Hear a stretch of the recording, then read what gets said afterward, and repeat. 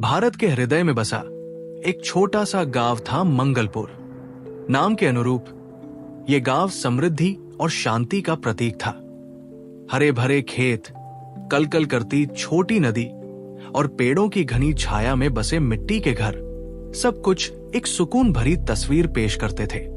लेकिन हर सुंदर तस्वीर में कहीं न कहीं कोई स्याही का धब्बा जरूर होता है, और मंगलपुर के इस शांत कोने में ऐसा ही एक धब्बा था मीरा के जीवन का। मीरा एक 26 वर्षीय विधवा, जिसकी आंखों में कभी कोमल सी हरियाली और उम्मीद की चमक होती थी, अब सूखे पत्तों सी मुरझाई हुई थी। उसके पति रोहन गांव के सबसे कुशल बढ़ई थे। उनकी बनाई लकड़ी की चीजें दूर दूर तक प्रसिद्ध थी। रोहन का छोटा सा दुकान, जो उनके पूर्वजों से विरासत में मिला था, उनके हुनर और कला का दर्पण था। रोहन और मीरा का जीवन अत्यंत साधारण पर स्नेह और संतोष से भरा था। उनके घर में नन्ही किलकारियों ने प्रवेश किया जब उनका पुत्र आरव इस दुनिया में आया। आरव की मासूम हंसी से उनका छोटा सा घर हर दिन दिवाली जैसा जगमगाता था। किंतु नियति को कुछ और ही मंजूर था। एक सावन की घनघोर बरसात वाली रात रोहन को अचानक तेज बुखार हुआ। गांव में प्राथमिक चिकित्सा की सुविधा बेहद सीमित थी।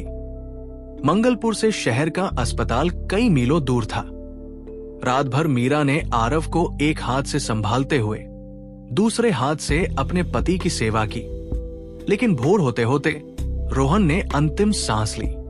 मीरा की दुनिया उसी क्षण उजड़ गई। उसकी आंखों के सामने से सारे सपने, सारी उम्मीदें एक धुएं के गुबार की तरह बिखर गए। रोहन के आकस्मिक निधन ने मीरा और आरव को पूरी तरह से लाचार कर दिया। उनके पास जमीन के नाम पर केवल एक छोटा सा घर था और रोहन की दुकान में कुछ उपकरण और अधूरी लकड़ियां। रोहन ने अपनी छोटी दुकान के लिए गांव के कुछ साहूकारों से कर्ज ले रखा था, ताकि वो अपनी कला को और निखार सके और नए औजार खरीद सके। अब उस कर्ज का पहाड़ मीरा के सर पर आ गया था। साहूकार, जो रोहन के जीवित रहते मित्रवत व्यवहार करते थे, अब अपने पैसे वापस लेने के लिए मीरा को परेशान करने लगे। मीरा ने रोहन के काम को संभालने की कोशिश की, लेकिन बढ़ईगिरी का काम इतना आसान नहीं था। उसे औजारों का ज्ञान था, पर उनमें हाथ का वो जादू नहीं था जो रोहन के पास था। गांव के लोग भी रोहन की कला के कायल थे। मीरा के काम को कोई खास पसंद नहीं करता था। धीरे धीरे रोहन की दुकान वीरान होने लगी। घर में खाने के लाले पड़ने लगे। आरव को भरपेट भोजन खिलाना भी मीरा के लिए संघर्ष बन गया था। दिन रात वो अपने आंचल में आंसू छिपाती, ताकि आरव उसकी पीड़ा न देख सके।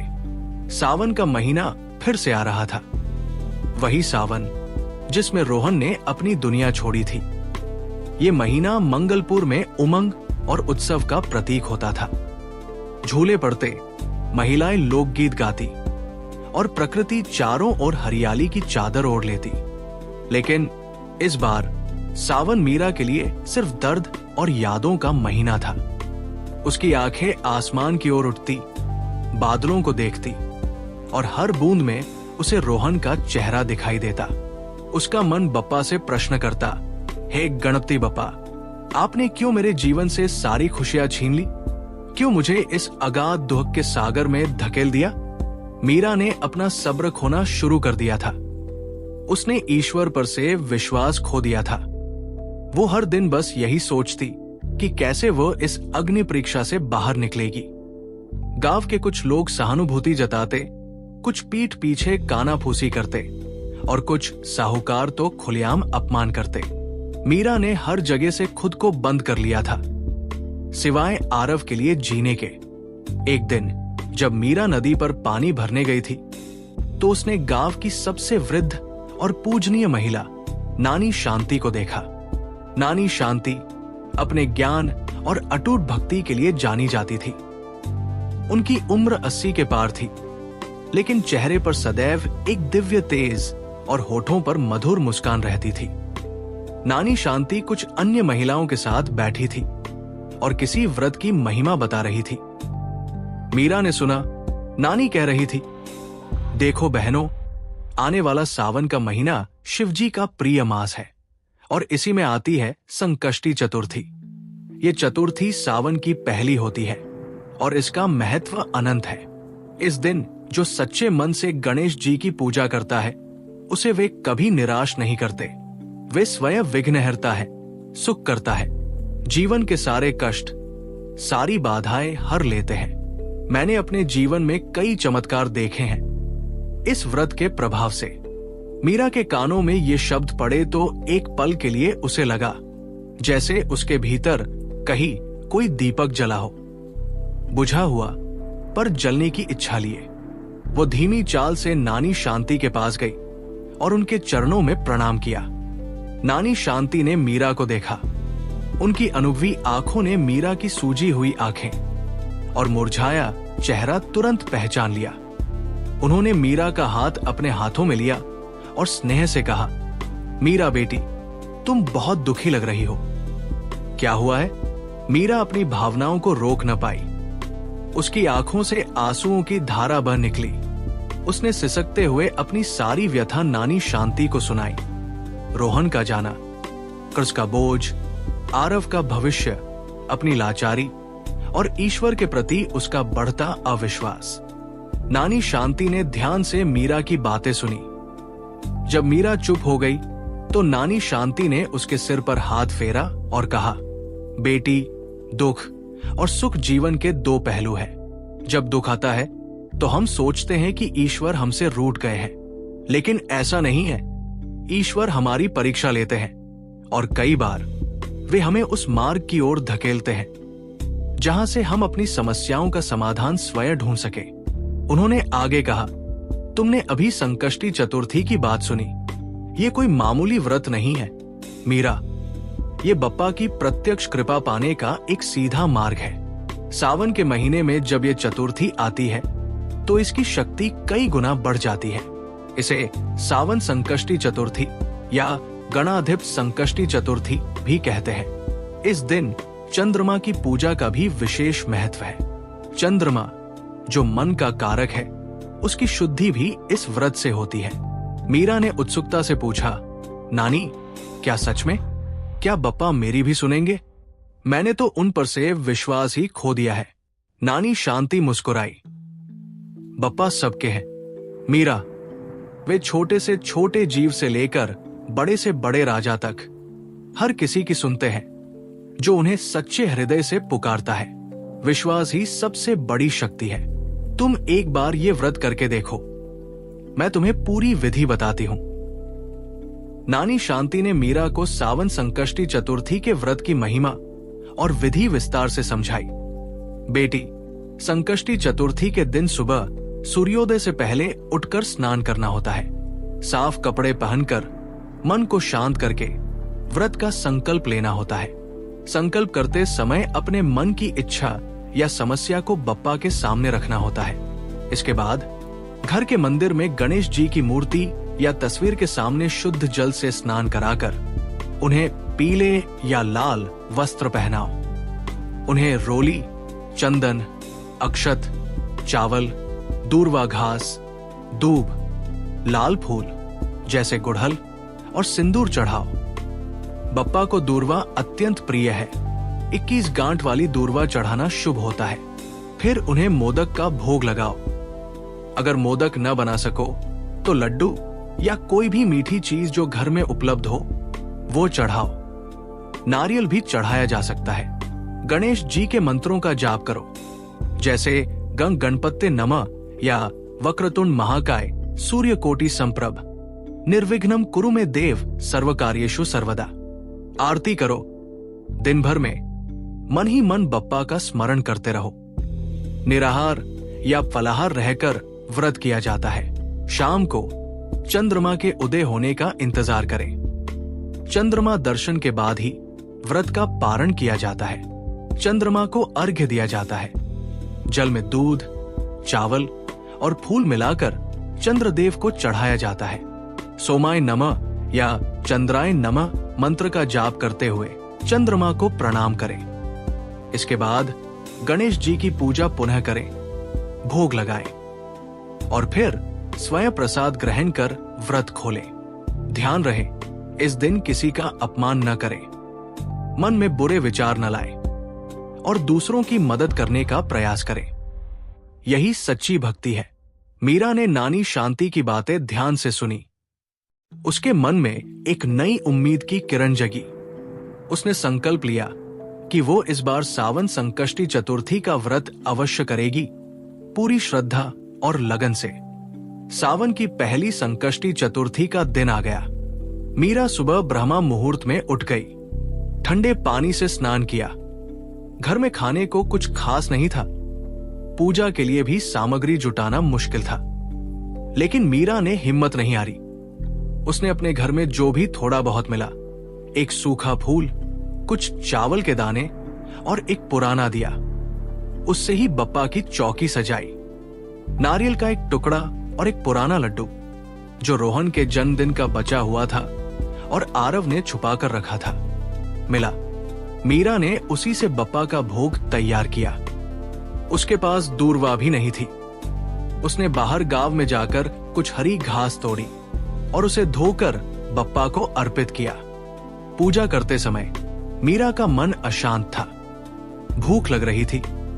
आरव की मासूम आंखें उसे देख रही थी। साहूकारों की बातें उसके कानों में गूंज रही थी, लेकिन उसने अपनी आंखों पर पट्टी बांध ली और सिर्फ बप्पा के नाम का जाप करती रही। उसने अपनी सारी पीड़ा, अपनी सारी निराशा बप्पा के चरणों में समर्पित कर दी। शाम को जब क्षितिज पर चंद्रमा का उदय हुआ तो मीरा ने आरव को पास बिठाया और उसे चंद्र दर्शन करवाए। उसने आरव को बताया कि कैसे बप्पा सभी की रक्षा करते हैं।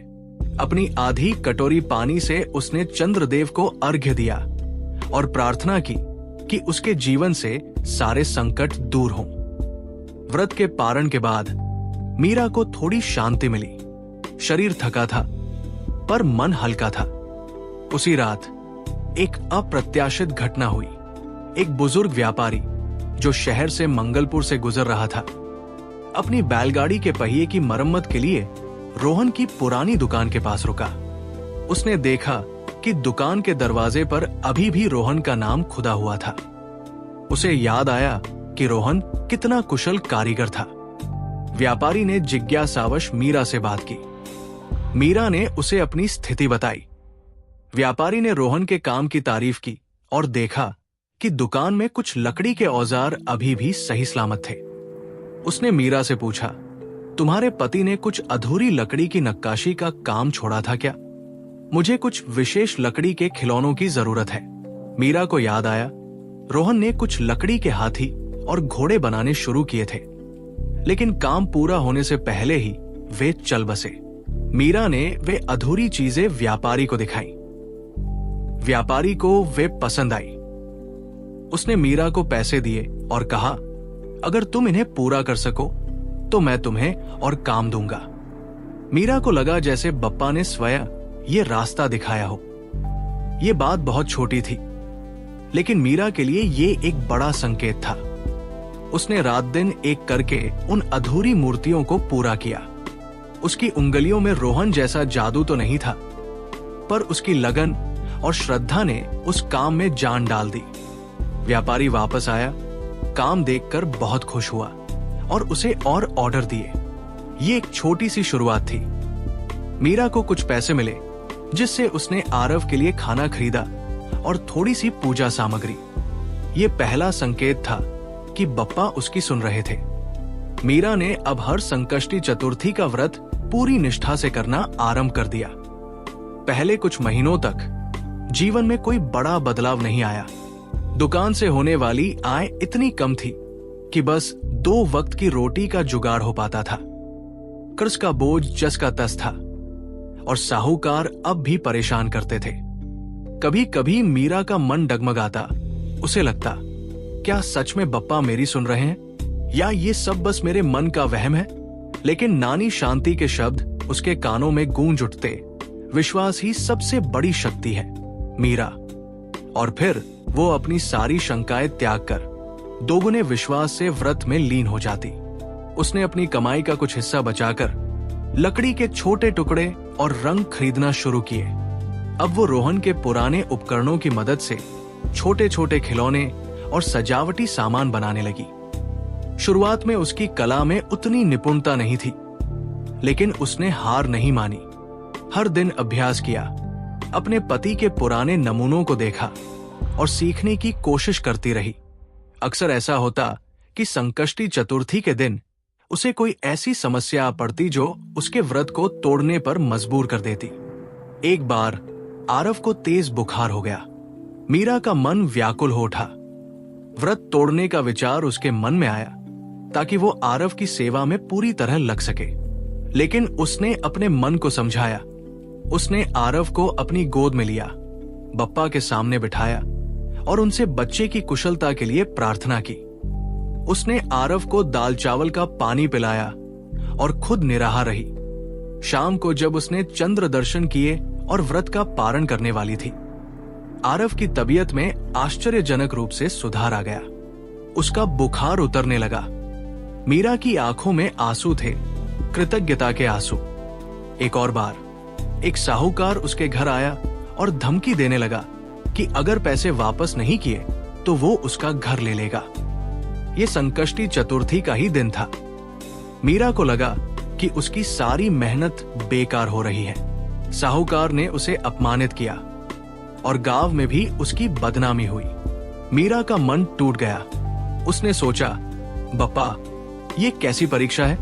मैं तो आपका व्रत इतनी श्रद्धा से करती हूं, फिर भी ऐसी विपत्तियां क्यों? लेकिन शाम होते होते जब उसने पूजा की और अपनी सारी पीड़ा बप्पा के सामने रखी तो उसे अद्भुत शांति का अनुभव हुआ।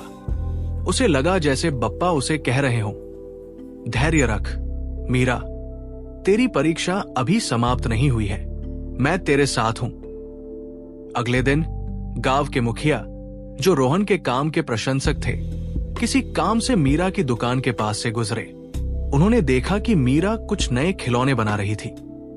उन्हें वे खिलौने पसंद आए। उन्होंने मीरा से कहा, मीरा, अगले महीने गांव में एक बड़ा मेला लगने वाला है। अगर तुम कुछ अच्छे खिलौने और नक्काशी की चीजें बना सको तो मैं तुम्हें मेले में एक छोटा सा स्टॉल दिलवा सकता हूं। मीरा के लिए ये एक और अवसर था। उसने अपनी सारी शक्ति और लगन उस काम में लगा दी। रात दिन एक करके उसने सुंदर खिलौने बनाए। उसने गणेश जी की छोटी छोटी मूर्तियां भी बनाई, जो मिट्टी और लकड़ी के मिश्रण से थी। ये मूर्तियां इतनी जीवंत थी कि हर कोई उन्हें देखकर मंत्रमुग्ध हो जाता। मेला लगा। मीरा ने अपना छोटा सा स्टॉल लगाया। शुरुआत में भीड़ कम थी, लेकिन धीरे धीरे उसकी बनाई गणेश जी की मूर्तियां और खिलौने लोगों का ध्यान खींचने लगे। उसकी कला में अब निखार आ गया था। रोहन की कला और मीरा की लगन का अद्भुत संगम था वो। लोग उसकी बनाई हुई चीजों की तारीफ करने लगे। खासकर गणेश जी की मूर्तियों ने तो सबका मन मोह लिया। न केवल मंगलपुर के लोग, बल्कि दूर दराज के शहरों से आए व्यापारी भी मीरा की दक्षता से चकित थे। एक बड़े शहर का एक प्रसिद्ध खिलौना व्यापारी, जिसका नाम सेठ गोविंद था, मेले में आया था। वो नई और अनोखी चीजों की तलाश में था। उसकी नजर मीरा के स्टॉल पर पड़ी। उसने मीरा की बनाई गणेश जी की एक मूर्ति खरीदी और उसे इतनी पसंद आई कि उसने मीरा से बड़ा ऑर्डर दे दिया। ये एक बहुत बड़ा ऑर्डर था। इतने सारे खिलौने और मूर्तियां बनाने का काम मीरा ने कभी नहीं सोचा था। सेठ गोविंद ने मीरा को न केवल अच्छा भुगतान किया, बल्कि उसे अपने साथ शहर में काम करने का प्रस्ताव भी दिया। उसने कहा, मीरा, तुम्हारी कला में अद्वितीयता है। तुम मंगलपुर में रहकर अपनी प्रतिभा को सीमित मत करो। आओ, मेरे साथ काम करो।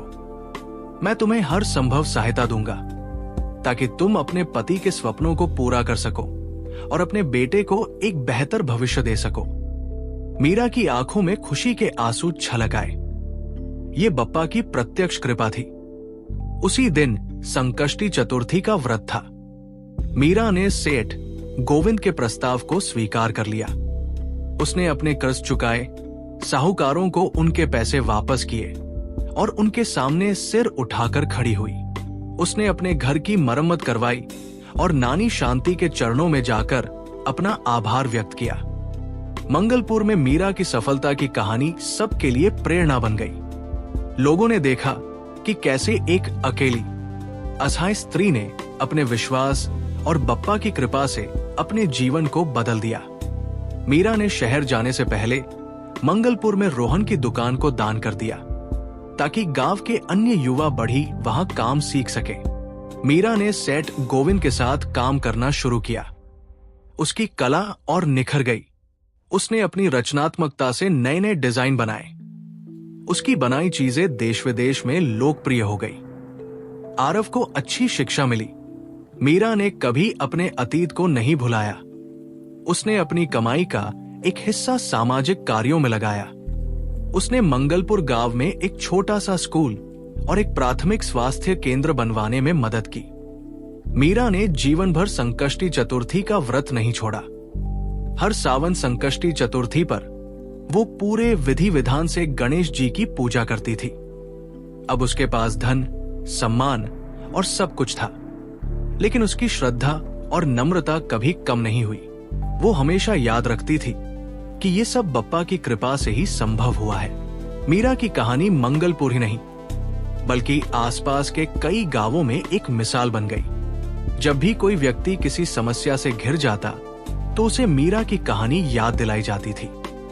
लोग कहते थे, अगर मीरा, जो इतनी असहाय थी, बप्पा की कृपा से अपने जीवन को बदल सकती है तो हम क्यों नहीं। सालों बाद मीरा एक सफल उद्यमी बन चुकी थी और आरव एक पढ़ा लिखा और संस्कारी युवक। वे दोनों अक्सर मंगलपुर आते, नानी शांति से आशीर्वाद लेते और गांव के लोगों की मदद करते। एक बार जब मीरा अपने बचपन के गांव मंगलपुर आई तो गांव के मुखिया और अन्य बड़े बुजुर्गों ने उससे आग्रह किया कि वो गांव के बच्चों और महिलाओं को सावन संकष्टी चतुर्थी की महिमा और अपने जीवन के अनुभव बताए। मीरा ने सबको संबोधित करते हुए कहा, प्रिय ग्रामवासियों और मेरे प्यारे बच्चों, मेरे जीवन में एक समय ऐसा आया था जब मुझे लगा कि मेरा सब कुछ खत्म हो गया है। मुझे लगा कि ईश्वर ने मुझे त्याग दिया है। मेरा विश्वास डगमगा गया था। उस समय नानी शांति ने मुझे सावन संकष्टी चतुर्थी के व्रत के बारे में बताया। शुरुआत में मुझे संशय था, लेकिन मेरे पास खोने के लिए कुछ नहीं था सिवाय अपनी आशा के। मैंने व्रत करना शुरू किया, पूरी निष्ठा और अटूट विश्वास के साथ। बप्पा ने मेरी परीक्षा ली। एक बार नहीं, कई बार। हर बार जब मेरा मन डगमगाया, मुझे कोई न कोई संकेत मिला। हर बार जब मेरी हिम्मत टूटने लगी, बप्पा ने मुझे कोई न कोई रास्ता दिखाया। ये रास्ता हमेशा सीधे नहीं था। उसमें कांटे भी थे, बाधाएं भी थी, लेकिन उन कांटों से मुझे घाव नहीं हुए, बल्कि वे मेरे लिए सबक बन गए। उन्होंने मुझे मजबूत बनाया। संकष्टी चतुर्थी का व्रत केवल एक दिन का उपवास नहीं है। ये जीवन को देखने का एक दृष्टिकोण है। ये हमें सिखाता है कि विश्वास, सबसे कठिन परिस्थितियों में भी ईश्वर पर विश्वास बनाए रखना चाहिए।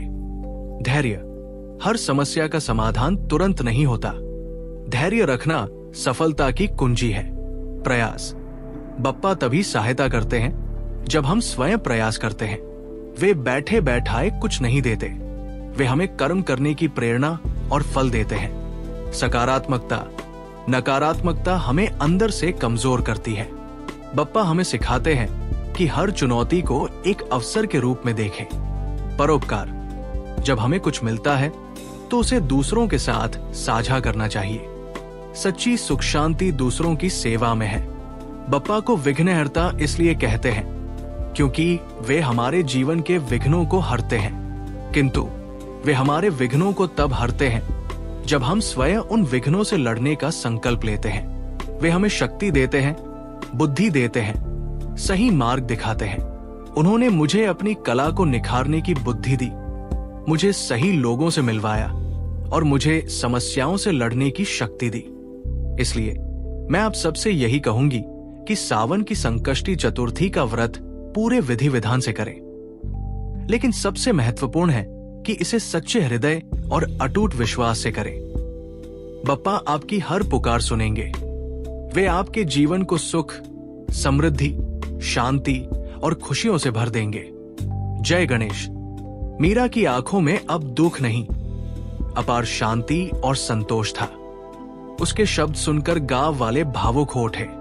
उन्होंने संकल्प लिया कि वे भी सावन संकष्टी चतुर्थी के महत्व को समझेंगे और इसे अपने जीवन में अपनाएंगे।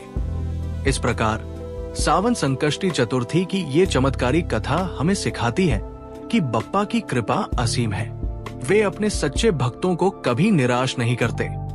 बस हमें उनके प्रति अटूट विश्वास, धैर्य और कर्मठता बनाए रखनी चाहिए।